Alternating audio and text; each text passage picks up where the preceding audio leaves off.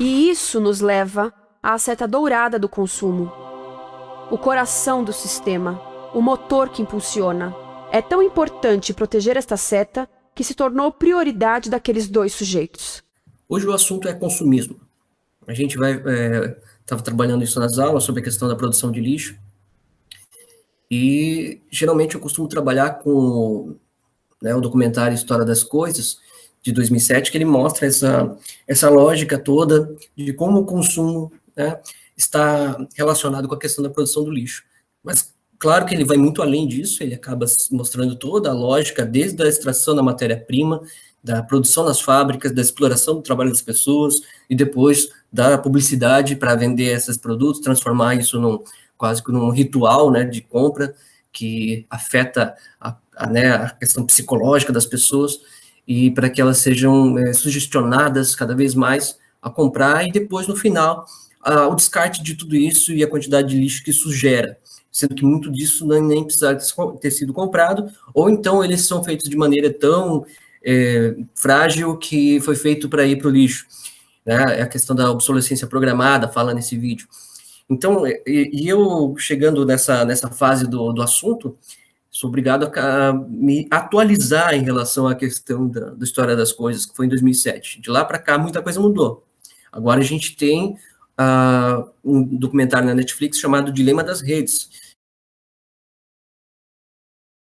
que tem tudo a ver com a questão do consumismo também, já que boa parte do que vai falado nesse documentário sobre o dilema das redes, de como as redes sociais influenciam o comportamento humano, e tudo isso baseado numa lógica numa tecnologia de inteligência artificial, né, algoritmos que vão criando o teu perfil e você se torna um produto, por isso que ela é de graça, né? Você pode usar o Facebook de graça, porque qual é o lucro que está tendo nisso?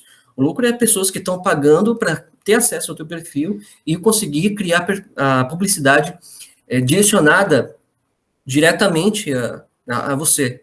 Você se torna um alvo muito mais fácil de atingir. Né? Durante o documentário do História das Coisas, eles mostram como foi essa lógica de transformar uma sociedade.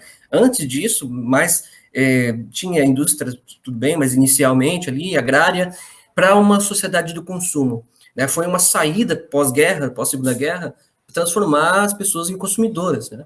E consumidoras cada vez mais compulsivas, transformar todo esse processo numa coisa ritualística, né, que afetasse, né, o psicológico delas, né, todo o mecanismo de recompensa do cérebro, que é um processo evolutivo que nós tivemos para chegar até ele, foi muito útil na nossa sobrevivência, desde né, dos nossos antepassados que saíram da África, já tinham esse mecanismo funcionando, muito útil para em situações de que você tomava alguma atitude e aquilo causava algum benefício imediato, e você transformava aquilo numa coisa boa para se repetir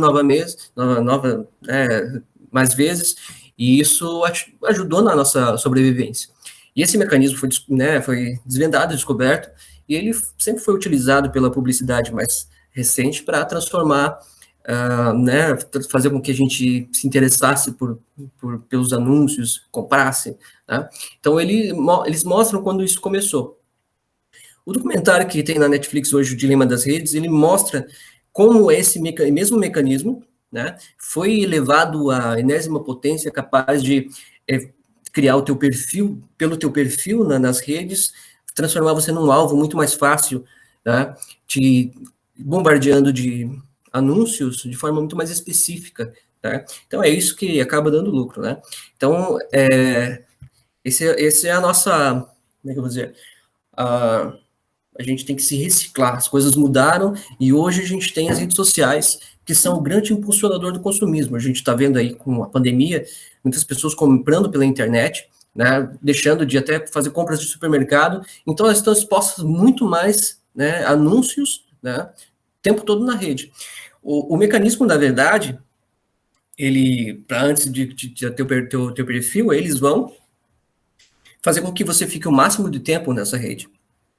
Então, usando os mesmos mecanismos de recompensa e fazendo com que você tem, a cada notificação que você tenha no celular, você vai correr para lá para ver o que aconteceu, e se aquilo é uma curtida numa foto que você postou, num comentário que você fez, aí você recebe aquela, né, aquela dopamina, aquele incentivo, aquela recompensa, te dando a sensação sempre de ansiedade e de satisfação, né?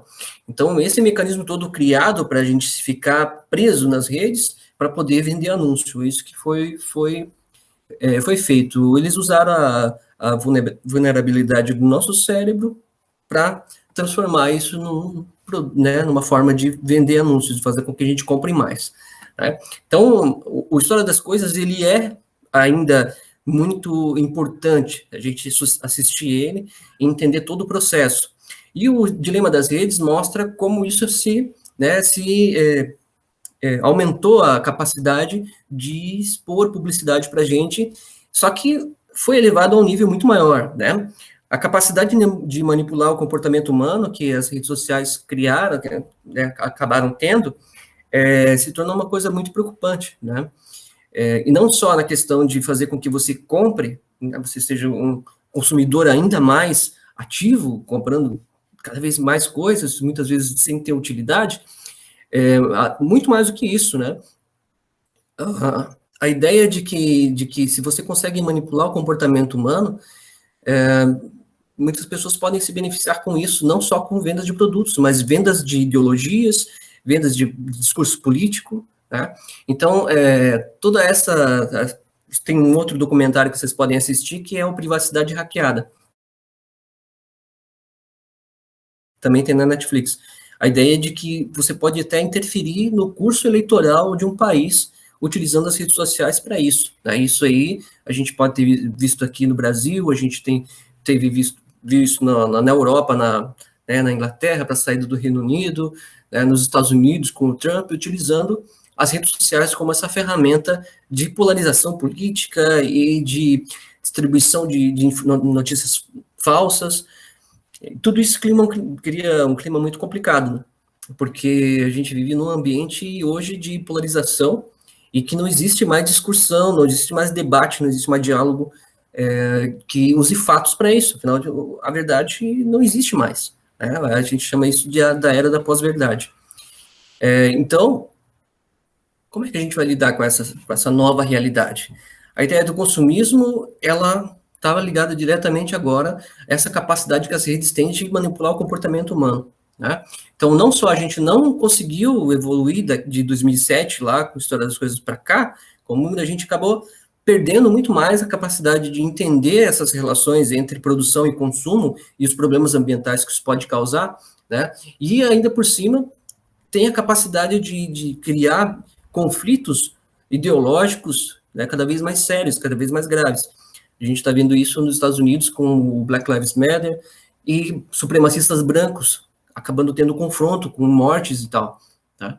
E isso tudo relacionado, tem tudo a ver com as redes sociais, sim.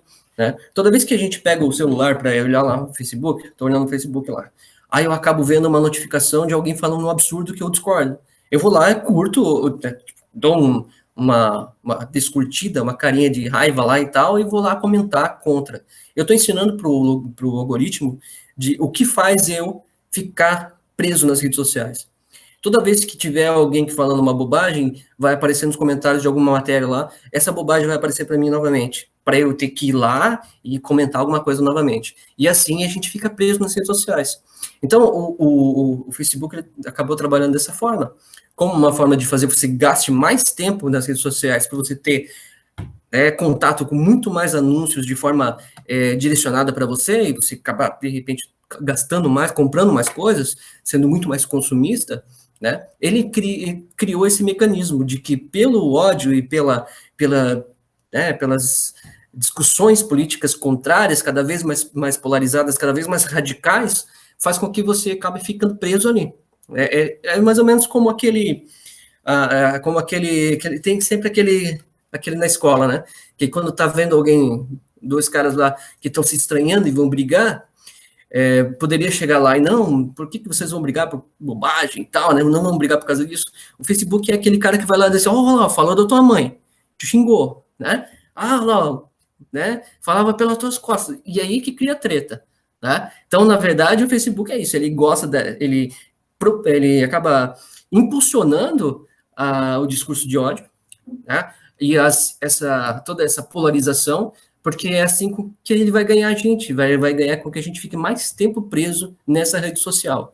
Mais tempo preso na rede social, mais anúncios que a gente acaba recebendo, né, de forma personalizada, conforme esse perfil que ele já foi adquirindo, né, com esses algoritmos.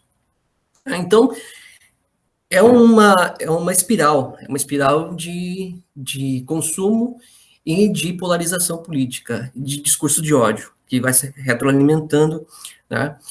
E a gente já tinha o consumismo para se preocupar, agora a gente tem muito mais. Né? Então, o que fazer, o que a gente deve fazer? O ideal seria a gente ficar o menos tempo possível, né, nas redes sociais. A minha ideia, a minha intenção ainda é desativar algumas delas, as que causam mais problema, mas porque justamente eles já aprenderam o que me faz me tirar do sério. Então, as coisas que mais estúpidas que as pessoas podem falar é o que vai aparecer para mim. E eu vou me sentir na obrigação de ter que rebater aquela fala. Né? Então, eu perco tempo fazendo isso, e para nada. Né? As redes sociais, elas tiveram como é que eu vou dizer? A possibilidade de mostrar para a gente quantas pessoas podem ser imbecis, né? E a gente acabou, e o resto acabou se imbecilizando mais ainda, seguindo essa lógica de embate, né? Então a gente tem que tentar sair dessa lógica, essa é talvez a única solução. Não só pela questão de você favorecer um modelo de consumo, consumista, né? Mas você também escapar de toda essa rede que te incentiva a polarização, te incentiva ao combate, né, ao conflito e não à construção, né?